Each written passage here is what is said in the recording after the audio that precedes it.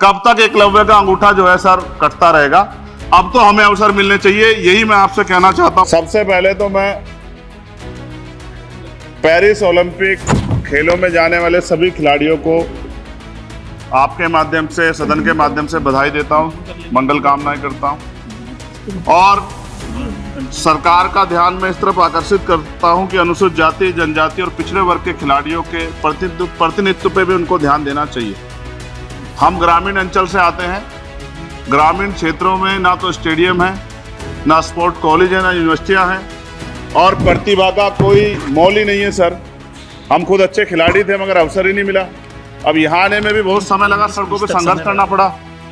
इसलिए मेरा आपसे आग्रह है कि इन वर्गों का प्रतिनिधित्व बढ़े। इसके लिए सरकार को योजना चलानी चाहिए। अभी क्या योजना है उसमें मैं आपके माध्यम से सरकार से जानना भी चाहता हूं कि ग्रामीण अंचल और SC ST OBC के प्रतिनिधित्व बढ़ाने के लिए क्या कदम उठाए गए हैं तथा इस संबंध में कुल कितनी धनराशि आवंटित की गई है और कितनी धनराशि आवंटित करने का प्रस्ताव। क्या उक्त श्रेणी खिलाड़ियों को पर्याप्त प्रशिक्षण के लिए सरकार द्वारा अलग से कोई प्रशिक्षण केंद्र स्थापित किया गया है या किए जाने का प्रस्ताव।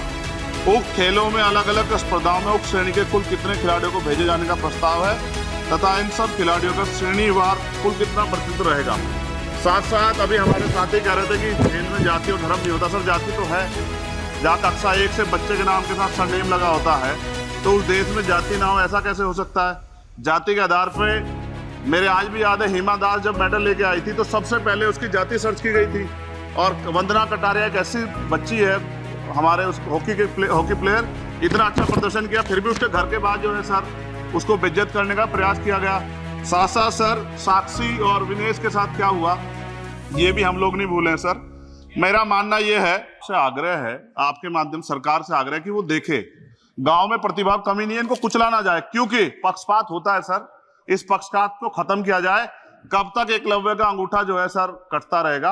अब तो हमें अवसर मिलने चाहिए, यही मैं आपसे कहना चाहता हूं मान्यवर, और आपने मुझे मौका दिया इसके लिए मैं आपका धन्यवाद करता हूं।